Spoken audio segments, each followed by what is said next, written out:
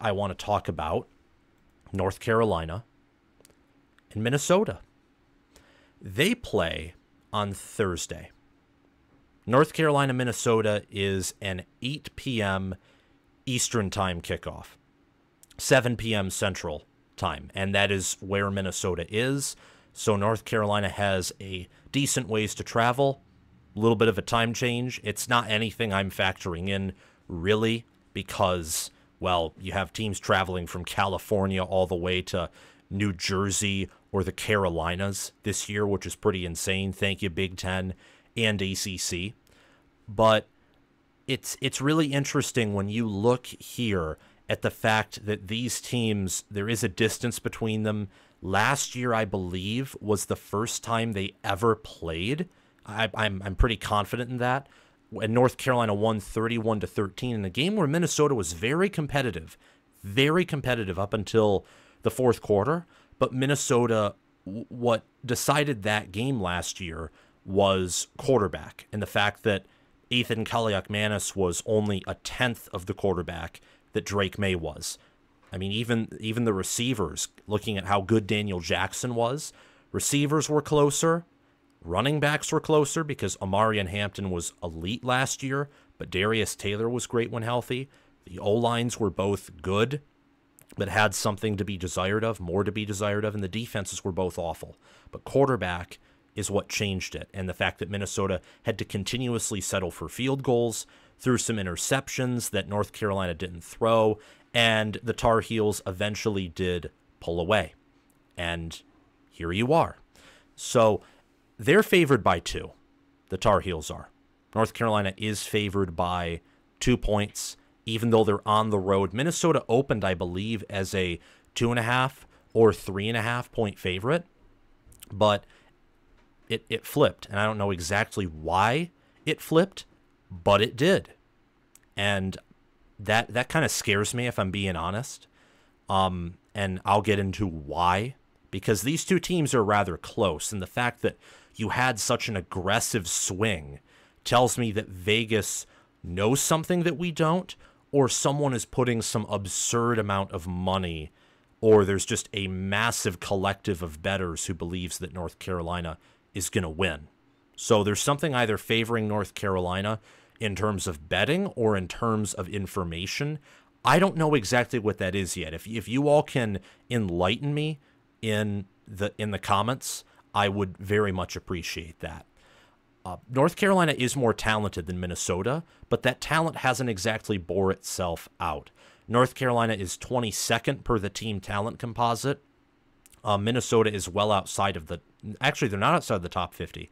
They just got inside of the top 50 this year. They were like 57th last year. They're 45th as of the 2024 team talent composite provided by 24/7 Sports. That's because they've returned a good amount of players who were great, and they also have used the transfer portal to get blue chippers who mostly, if not always, weren't starting at other schools, but looking for opportunities elsewhere. So I look at this game, and I will say that this is a must-win for PJ Fleck. It's not the same for North Carolina.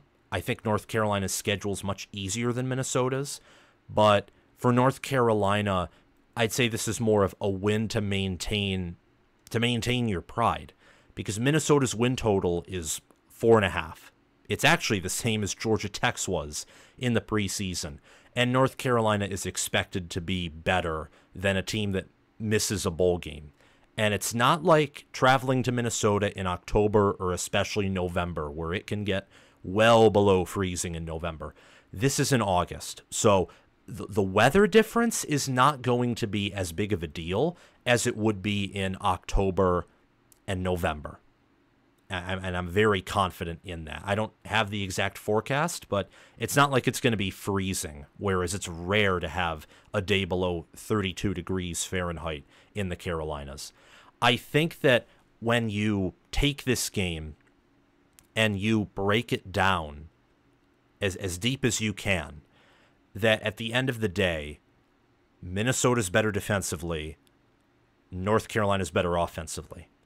North Carolina is more so about finesse and their skill position play and their talent.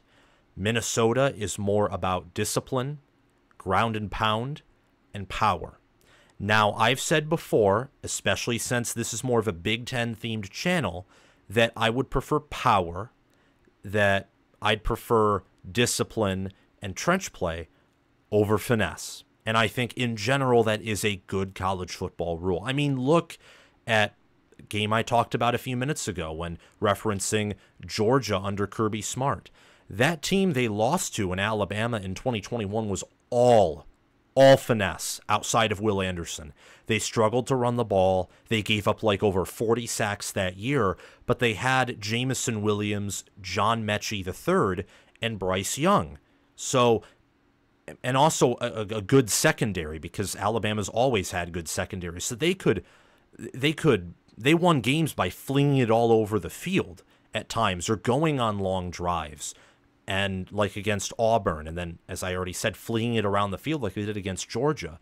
But Georgia's strength and power came up in the bigger moments. Now, I'm saying all of this to circle back to the point that North Carolina has enough of a talent advantage, and they were a better team last year, and they returned decent chunks of that team, much of the offensive line, with Willie Lampkin being their best player there. They got Max Johnson from the transfer portal. Omarion Hampton, who rushed for well over 1,000 yards, is back. Bryson Nesbitt is back. Nate McCullum, J.J. Jones, Kobe Paysor should make up a great wide receiver room. North Carolina has enough of a talent advantage, theoretically enough of a depth advantage overall, and enough experience to where that should, at least I'd say on the offensive side of the ball, negate some of the advantages that Minnesota could have playing in a home field environment. And I think having a skill set that's better suited to be a good team, which is power and trench play and strength. Minnesota is, I would say, deeper, and this is very close, and I think Omarion Hampton is the most proven running back on the field. But unlike quarterback, where you're only going to start one player, at running back, the feature back is gone. You now have a running back rotation of 2, maybe 3 players. Darius Taylor is an example of a player who I think, along with Omarion Hampton, can be a feature back. And then he has depth behind him. Minnesota brought in several transfer running backs, so I give them just a slight edge in that running back room, just very slight. And overall on the offensive line, look, Willie Lampkin is amazing, and he starts at guard for North Carolina. But Minnesota has Tyler Cooper and Quinn Carroll at guard, so I think they're better there, and consequentially on the interior of the offensive line. And Ariante Erseri, who's one of the best offensive tackles in the entire country, he's back for Minnesota too. And the offensive line was not a strong spot for Minnesota last year, so I think they'll improve. They're well coached there. I'd give UNC the edge at quarterback, wide receiver, and tight end. Minnesota really in the trenches and in the rushing offense. On defense, I think that with Power Echols at linebacker and with a defensive line and a pass rush with Kamen Rucker and Desmond Evans, I would give the edge really with pass rush and defensive end and linebacker to the Tar Heels.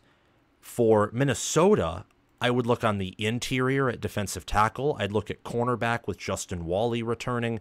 Safety was rather tight, I gotta be honest. The secondary as a whole was pretty close. And we also have to remember that Jeff Collins has been hired as North Carolina's defensive coordinator, and he should be an upgrade over the previous regime on that side of the ball, who horrifically mismanaged vast amounts of talent there. I think that in terms of the overall front, that it's close to a push, and it's probably the same in the secondary as well. Secondary, I would likely just slightly lean toward Minnesota. The front, I would probably slightly lean toward Minnesota as well, and you can see that in the stats. Minnesota was inside of the top 100 in pass defense last year, for example. North Carolina was outside of the top 100. Now, both played different types of teams. Minnesota played worse offenses than North Carolina. I think when you adjust for that, even Minnesota had the better defense, but it was very close. Both defenses were bad last year. I think both are going to improve entering this season. My prediction leans toward Minnesota here, with them covering and winning 30-24. And that's not just because I think Minnesota improves on offense and defense and they get home field advantage, whereas North Carolina, with a worse quarterback, probably takes a step back slightly on offense and also takes a step forward on defense, but that balances out and they have to play on the road. It's also because of special teams. Minnesota has an awesome kicker in Dragan Kesic, and they have a great returner in Quentin Redding and a punter in Mark Crawford, who's up there as well. North Carolina has Noah Burnett at kicker, and their special teams outside of that is questionable, to say the least. This 2-point spread is very understandable because North Carolina, I think, overall will have the better offense. North Carolina will be the more dynamic team, the more talented team. Both PJ Fleck, not just Mac Brown, but both PJ Fleck and Mac Brown have had questionable moments as head coaches recently. I think that it's somewhat of a factor, the staffs are, but I think the staffs are pretty equal. There's a lot of questions. I would give coordinators to North Carolina. I think Chip Lindsey and Jeff Collins are a better coordinator duo than Matt Simon and Greg Harbaugh and Corey Heatherman are for Minnesota. I'd give coaching, head coaching, like CEO type stuff, and conditioning slightly to Minnesota. So I think the staffs really balance each other out. For me, it comes down, ironically enough, to special teams and home field advantage. That's why I think Minnesota wins 30-24. Both defenses will improve, but with Minnesota's offense getting better and North Carolina still being one to be feared and respected, I don't think this is a game where both schools score below the 20s. Minnesota will just kick more field goals because, well, they're better at kicking field goals. So that's why I have them winning by 6 and covering the 2-point spread. They're getting 2 points at home, 8 p.m. kickoff. Thank you for watching this cut of Touchdown Talk. Remember to like the video, subscribe to the channel, click the notification bell, comment your thoughts down below, and share this video around to other college football fans. I want to give a special shout out to my Patreon members for sponsoring this channel and video. Thanks to Crash2488 and Braska Rascal for being Heisman members. Thanks to Chris Lane, Connor Little OH, Ismar, and Tyler Nye for being All-American members. And thanks to John Lynn, Roaming Gnome, Matthew Sale, Austin Christmas, and Janisha Cockrell for being all-conference members. If you want direct message access to me, and also after 6 months of membership, free signed College Football with Sam merchandise delivered to your door, merchandise of your choosing, I may add. Sign up as a Heisman member for $25 a month and stick around for 6 months. All-American membership is $10. All-Conference membership is $5. If you want merchandise regardless, check out my merchandise store via the link in the description or down below in the pinned comment. It's high-quality stuff. I wear it for all of my streams, and that's because it's comfortable, high-quality, athletic, stretchy. It's really good clothing, and I encourage you to check out my merchandise store along with my Patreon page, which are in the links in the description and in the pinned comment. Have a great day, guys, and I will see you in the next one. Bye-bye.